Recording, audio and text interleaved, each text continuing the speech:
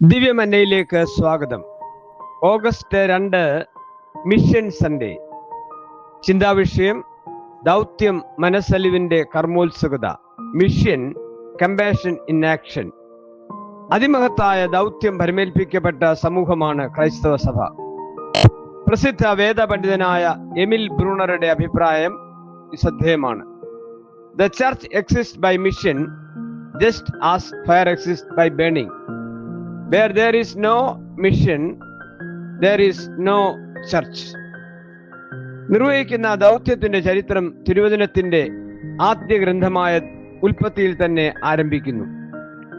ഉൽപ്പത്തി 12-ാം അധ്യായത്തിൽ ദൈവം അബ്രഹാമിനെ വിളിച്ച് ഒരു വലിയ ദൗത്യവുമായി അയക്കുന്ന സംഭവം രേഖപ്പെടുത്തിയിരിക്കുന്നു. ഇത് ഒരു പുതിയ സ്ഥലത്തേക്കുള്ള നിയോഗം മാത്രമായി കാണുവാൻ കഴിയില്ല. എത്തിച്ചേരുന്ന സ്ഥലങ്ങളിൽ സത്യദൈവത്തെ വെളിപ്പെടുത്താനും അറിഞ്ഞ യാഥാർത്ഥ്യത്തിന്റെ സാക്ഷിയാകാനുള്ള നിയോഗമാണ് അബ്രഹാമിന് ലഭിച്ചത്. ഇതിൽ അബ്രഹാം പൂർണ്ണ വിജയമായിരുന്നു. തിരുവചനത്തിന്റെ തുടർന്നുള്ള ചരിത്രത്തിൽ ദൗത്യത്തിന്റെ വ്യത്യസ്ത തലങ്ങൾ കാണാൻ കഴിയും. പുതിയ നിയമ ചിന്തയിൽ ദൗത്യം വിശാലവും അതിമഹത്തായ ആത്മീയ ദർശനം ഉൾക്കൊണ്ടതുമാണ്.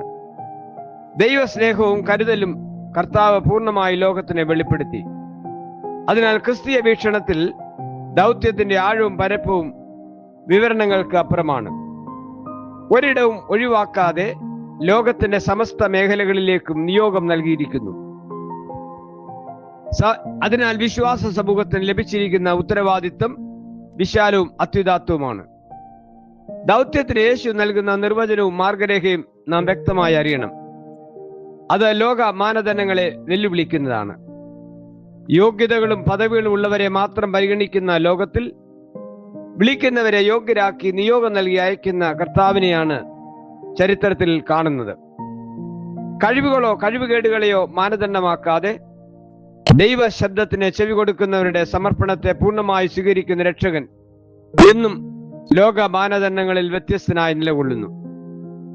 ഇപ്രകാരം നിയോഗിതരായവർ സൃഷ്ടിച്ച ആത്മീയ വിപ്ലവത്തിന്റെ ചരിത്രം ആരെയും വിസ്മയിപ്പിക്കുന്നതാണ്. ഈ സവിശേഷതയാണ് ദൗത്യത്തെ നിസ്തുലമാക്കുന്നത്. ക്രൈസ്തവ ചിന്തയിൽ ദൗത്യം കേന്ദ്രസ്ഥാനത്ത് നിലകൊള്ളുന്നു. ഇതിന്റെ അർത്ഥതലങ്ങളെ പൂർണ്ണമായി മനസ്സിലാക്കി പ്രവർത്തന നിരതമാകുമ്പോൾ സഭ ലോകത്തിന് വെളിച്ചമായും ഭൂമിക്ക് ഉപ്പായും പരിണമിക്കും.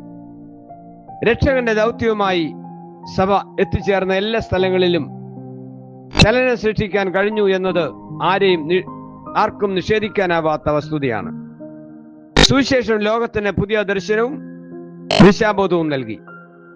നരഭോജികളെ നരസ്നേഹികളാക്കുന്ന സുവിശേഷമാണ് നാം പങ്കിടേണ്ടത്. ഇതിൽ പരാജയം സംഭവിക്കാനിടയാകരുത്. മനസ്സലിയും കർമ്മോത്സുകതയും പ്രതിബദ്ധതയും ഒരുപോലെ ഒത്തുചേർന്ന പ്രവർത്തനമാണ് സുവിശേഷത്തിന്റെ പങ്കിടൽ. മിഷൻ ഞായർ ഇതാണ് ഓർമ്മിപ്പിക്കുന്നത്. വേദഭാഗങ്ങളിൽ ഈ ചിന്തകൾ കാണാം.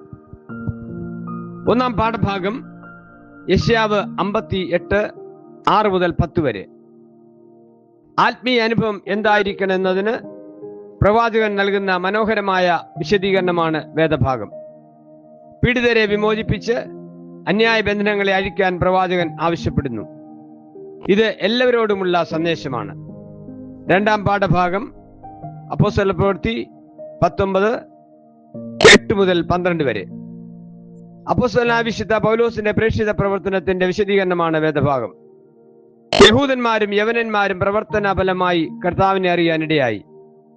വളരെ പ്രാഗൽഭ്യത്തോടെ അപ്പോസ്തലൻ അവരോട് സംസാരിച്ചു. ഇത് വലിയ മാറ്റത്തിന് കാരണമായി. ലേഖന ഭാഗം 1 യോഹന്നാൻ 3 16 മുതൽ 24 വരെ. നമ്മുടെ സഹോദരങ്ങളോട് പ്രകടമാക്കേണ്ട സ്നേഹവും കരുതലും വേദഭാഗത്ത് വിവരിക്കുന്നു. വാക്കുകൾ പ്രവൃത്തി പഥത്തിൽ എത്തേണ്ടതിന്റെ ആവശ്യകത പ്രത്യേകമായി ഓർമ്മിപ്പിക്കുന്നു. സുവിശേഷ വേദഭാഗം വിശുദ്ധ മർക്കോസ് 2 13 മുതൽ 17 വരെ. ചുങ്കക്കാരനായിരുന്ന ലേവിയെ യേശു തന്റെ ശിഷ്യഗണത്തിലേക്ക് വിളിക്കുന്നതിന്റെ ഹൃദയവും മനോഹരമായ വിവരണമാണ് വേദഭാഗം. ഈ വൃത്താന്തം സമവീക്ഷണ സുവിശേഷകർ വളരെ പ്രാധാന്യതയോടെ രേഖപ്പെടുത്തിയിട്ടുണ്ട്. എന്നാൽ വിവരണത്തിൽ ചില വ്യത്യാസങ്ങൾ ദൃശ്യമാണ്. വിശുദ്ധ മർക്കോസും വിശുദ്ധ ലൂക്കോസും ലേവി എന്ന് പറയുമ്പോൾ വിശുദ്ധ മത്തായിയുടെ സുവിശേഷത്തിൽ മത്തായി എന്ന നാമമാണ് നൽകിയിരിക്കുന്നത്. ലേവിയും മത്തായും ഒരേ നാമമായിരുന്നു. മത്തായി എന്ന പേര് യേശു പ്രത്യേകമായി നൽകിയതാണെന്ന് പഠിതാക്കൾ പറയുന്നുണ്ട്. ശിമോന് യേശു പത്രോസ് എന്ന നാമം നൽകിയതുപോലെ ഇവിടെയും നൽകി എന്ന് കരുതാം. പുതിയ ദൗത്യവും നാമവും നൽകി വിശുദ്ധ മത്തായിയെ ശിഷ്യ ഗണത്തിൽ പ്രവേശിപ്പിക്കുന്ന സംഭവം പുതിയ നിയമ ചരിത്രത്തിൽ വളരെ ശ്രദ്ധേയമാണ്. ദൗത്യം ഭരമേൽപ്പിക്കുന്നതിനുള്ള യേശുവിന്റെ വിളിയും അതിന്റെ സവിശേഷതയും വേദഭാഗത്ത് വ്യക്തമായി ആലേഖനം ചെയ്യുന്നു.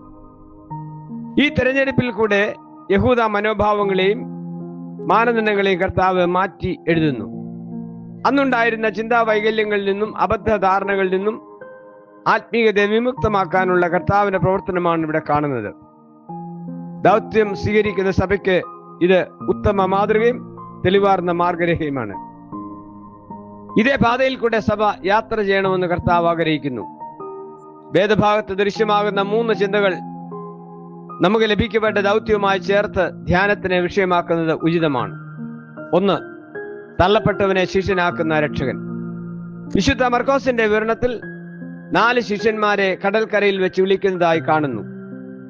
യേശു കടൽക്കരയിൽ കൂടെ പോകുമ്പോൾ ചുങ്കസ്ഥലത്ത് ലേവിയെ കാണുന്നു. ലേവിയോട് എന്നെ അനുഗമിക്ക എന്ന് പറയുന്നു. മത്തായി എന്നു പേരുള്ള ചുങ്കക്കാരൻ എന്നാണ് മത്തായിയുടെ സുവിശേഷത്തിൽ പറയുന്നത്. യഹൂദ ചിന്തയിൽ ചുങ്കക്കാർ പാപികളും അധർമ്മികളുമായിരുന്നു. ചുങ്കക്കാരും പാപികളും എന്ന വിശേഷണം സാധാരണമായിരുന്നു. ചുങ്കക്കാരെ അധമരായി പരിഗണിച്ചതിന് പല കാരണങ്ങൾ ഉണ്ടായിരുന്നു. അവർ നീതിരഹിതമായി കരം പിരിക്കുന്നവരും അധികാരത്തെ ചൂഷണം ചെയ്യുന്നവരുമായിരുന്നു. കൂടാതെ യഹൂദേതരമായ അധികാരത്തിനു വേണ്ടി ചുങ്കം പിരിച്ചിരുന്നാൽ അവർ ദൈവവിരോധികളാണെന്ന ചിന്തയും യഹൂദന്മാർക്കുണ്ടായിരുന്നു. പുറജാതി ഗവൺമെന്റിനു വേണ്ടി കരം പിരിക്കുന്ന സ്വജാതിക്കാരെയും അവർ വെറുത്തിരുന്നു. മാത്രമല്ല അവരെ രാജ്യദ്രോഹികളായി മുദ്രകുത്തി പരമാവധി അകറ്റി നിർത്താൻ ശ്രമിച്ചു. ചുങ്കക്കാർ ദൈവത്തിന്റെ ആധിപത്യത്തെ ചോദ്യം ചെയ്യുന്നവരാണെന്ന് കരുതിയതിനാൽ ദൈവിക അനുഗ്രഹത്തിന് അവർ യോഗ്യരല്ല. അതിനാൽ കവർച്ചക്കാർ, പാപികൾ, അധർമ്മികൾ എന്നിവരോടൊപ്പം ചുങ്കക്കാരെയും ഉൾപ്പെടുത്തിയിരുന്നു. ഇപ്രകാരം പൂർണ്ണമായ അവഗണനയ്ക്ക് വിധേയനായിരുന്ന ലേവിയെ യേശു ശിഷ്യനാക്കുന്ന സംഭവത്തിന് വളരെ പ്രാധാന്യമുണ്ട്. യഹൂദ അറബിക്ക് ചുങ്കക്കാരനെ പോലെ ഒരിക്കലും ശിഷ്യനായിരിക്കാൻ കഴിയില്ല. എന്നാൽ യേശു എല്ലാ ധാരണകളെയും നിയമങ്ങളെയും തകർത്ത് ലേവിയെ ശിഷ്യനാക്കുന്നു. ക്രിസ്തീയ ദൗത്യത്തിന്റെ പ്രഥമ പാഠം ഈ സംഭവത്തിൽ കാണാം. പാപികൾ എന്ന് മുദ്ര കുത്തിയവർക്ക്, അവഗണിക്കപ്പെട്ടവർക്കും അസ്പൃശ്യരെന്ന് കരുതിയവർക്കും രക്ഷകന്റെ സൗധത്തിൽ സ്ഥാനമുണ്ട്. ഈ സുവിശേഷം പ്രഘോഷിക്കാൻ സഭ വിളിക്കപ്പെട്ടിരിക്കുന്നു. സമൂഹത്തിൽ അവഗണിക്കപ്പെട്ടവരും യോഗ്യതയില്ലാത്തവരും യേശുവിന്റെ പരിഗണനയിൽ പ്രഥമ സ്ഥാനത്താണ്. ഇങ്ങനെയുള്ളവർക്കായി സഭ നിലകൊള്ളുമ്പോഴാണ് സുവിശേഷം അർത്ഥവത്താകുന്നത്. പാളയത്തിന് പുറത്ത് യേശു ക്രൂശിതനായി എന്ന് എബ്രായ ലേഖനത്തിൽ പറയുന്നത് ഈ അർത്ഥത്തിലാണ്. തള്ളപ്പെട്ടവരുടെ സങ്കേതമായ കർത്താവിനെയാണ് എബ്രായ ലേഖന കർത്താവ് അവതരിപ്പിക്കുന്നത്. ക്രിസ്തുവിലുള്ള ഈ ഭാവം വിശാലവും കാഴ്ചപ്പാടും നമുക്ക് ലഭിക്കപ്പെട്ട ദൗത്യത്തിന്റെ മുഖമുദ്രയാകണം. അവരിലേക്ക് നാം എത്തിച്ചേരണം. ലേവിയെ കണ്ടെത്തുന്ന യേശുവിൽ ഇതാണ് കാണുന്നത്. യേശുവിനെ അനുഗമിക്കുന്ന ലേവി. യേശു ലേവിയോട് എന്നെ അനുഗമിക്ക എന്ന് പറഞ്ഞു. അവൻ എഴുന്നേറ്റ് അവനെ അനുഗമിച്ചു. ഒരിക്കലും പ്രതീക്ഷിക്കാത്ത ഒരു ക്ഷണമാണ് ലേവിക്ക് ലഭിക്കുന്നത്. യേശുവിനെ കുറിച്ച് ലേവി അറിഞ്ഞിരുന്നു എന്ന വസ്തുത വ്യക്തമാണ്. സൗഖ്യദായകൻ, പതിതരുടെ പക്ഷത്ത് നിൽക്കുന്നവൻ, പാപവിമോചകൻ തുടങ്ങി നന്മകളുടെ ഉറവിടമായി കർത്താവിനെ മനസ്സിലാക്കിയിരുന്നു. അതിനാലാണ് കർത്താവിന്റെ ക്ഷണത്തോട് അവൻ പെട്ടെന്ന് പ്രതികരിക്കുന്നത്. തുടർന്ന് വിശ്വസ്തയോടെ കർത്താവിന്റെ പാതയിൽ അവനെ അനുധാവനം ചെയ്യുന്നു. വിശുദ്ധ മത്തായിയെ കുറിച്ച് തിരുവചന രേഖകളിൽ നിന്നും കൂടുതൽ വിവരങ്ങൾ ലഭ്യമല്ല.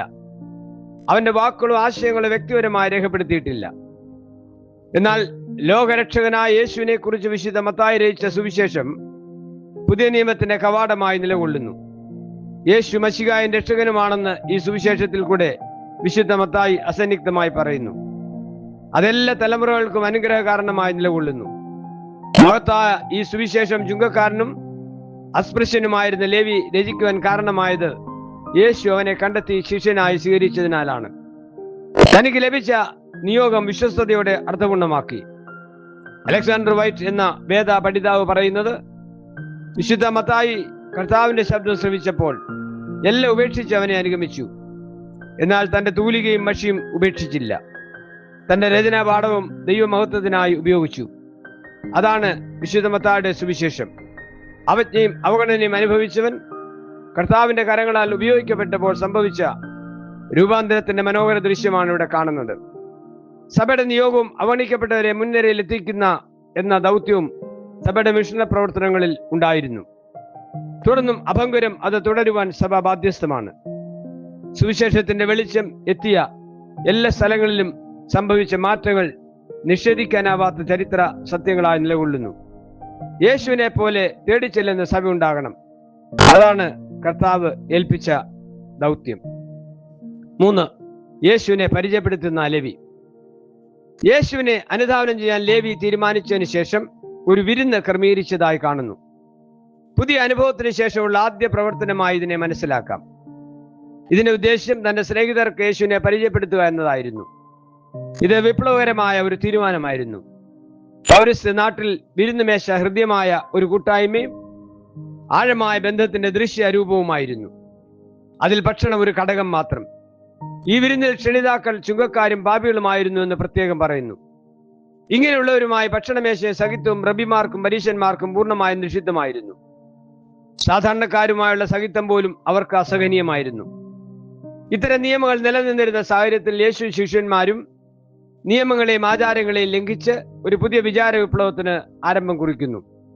സാമൂഹ്യമായും ആത്മീയമായും തള്ളപ്പെട്ടവരെ ചേർത്ത് നിർത്തി അവർക്ക് കർത്താവ് സാഹിത്യം നൽകി. ഇത് സ്ഫോടനാത്മകമായ ഒരു സംഭവമായിരുന്നു. യേശു ശിഷ്യന്മാരും ബോധപൂർവം നടത്തിയ ഒരു നിയമലംഘനമായി ഇതിനെ കാണണം. ഇതിനെക്കുറിച്ച് പരീശന്മാർ ശിഷ്യന്മാരോട് ചോദിച്ചു. എന്നാൽ അതിനെ മറുപടി നൽകുന്നത് യേശുവാണ്. ഇതിൽ തന്റെ ദൗത്യവും നാം എങ്ങനെയാകണം എന്നതിന്റെ ഉത്തരവും കാണുന്നു. ദീനക്കാർക്കല്ലാതെ സൗഖ്യമുള്ളവർക്ക് വൈദ്യനെ കൊണ്ട് ആവശ്യമില്ല. ഞാൻ നീതിമാന്മാരെയല്ല പാപികളെ അത്ര വിളിപ്പാൻ വന്നത്. നിയമങ്ങളെ ന്യായരഹിതമായി വ്യാഖ്യാനിക്കുകയും അതിലെ ദൈവികാംശങ്ങളെ തിരസ്കരിക്കുകയും ചെയ്തവർക്ക് യേശുവിന്റെ വാക്കുകൾ ശക്തമായ ഒരു പ്രഹരമായിരുന്നു. ദൈവത്തിന്റെ അനുഗ്രഹങ്ങൾക്കും കരുണകൾക്കും യുഗക്കാരും പാപികളും അർഹരല്ലെന്ന നിഗമനത്തെ യേശു പൂർണ്ണമായി ഖണ്ഡിച്ചു. അവിടെ പ്രമാണങ്ങൾ തന്നെ യേശുവിന്റെ അഭിപ്രായങ്ങൾക്കായി ഉപയോഗിക്കുന്ന ശൈലിയാണ് യേശു സ്വീകരിച്ചത്. എന്നാൽ എതിർവാദങ്ങൾ നിഷ്പ്രഭമായി. ലഭിച്ച ദൗത്യം ശരിയായി തിരിച്ചറിഞ്ഞ ലേവി ഒരു മിഷണറിയായി രൂപപ്പെടുന്ന കാഴ്ച അത്യന്തം മനോഹരമാണ്. തന്നോടൊപ്പം ഉണ്ടായിരുന്നവർ ലോകരക്ഷകനെ കണ്ടെത്തണമെന്ന അഭിനിവേശമാണ് ഇപ്രകാരം ഒരു വിരുന്നൊരുക്കുവാൻ കാരണമായതെന്ന് ചിന്തിക്കാം. തെറ്റായ ക്രമങ്ങളെയും വിശ്വാസങ്ങളെയും ചോദ്യം ചെയ്യാനുള്ള ആഹ്വാനമാണ് ദൗത്യത്തിൽ അന്തർലീനമായിരിക്കുന്നത്. സഭ എത്തിച്ചേർന്ന സ്ഥാനങ്ങളിൽ ഇത് നിർവഹിച്ചിട്ടുണ്ട്. അജ്ഞാനാന്ധതയാകെ അകറ്റി വിജ്ഞാന കതിർ വീശും സുവിശേഷം എന്ന് പാടുന്നത് ഈ അർത്ഥത്തിലാണ്. എക്കാലവും ഈ നിയോഗം സഭ യാഥാർത്ഥ്യമാക്കണം. മനസ്സലിയും കർമ്മോത്സുകതയും നിയോഗം ലഭിച്ചവർക്ക് അനിവാര്യമാണ്. ഇപ്രകാരം അർത്ഥപൂർണമായി പ്രേക്ഷിത ദൗത്യം നിർവഹിക്കുവാൻ ദൈവം നമ്മെ ശക്തീകരിക്കട്ടെ. ആമേൻ.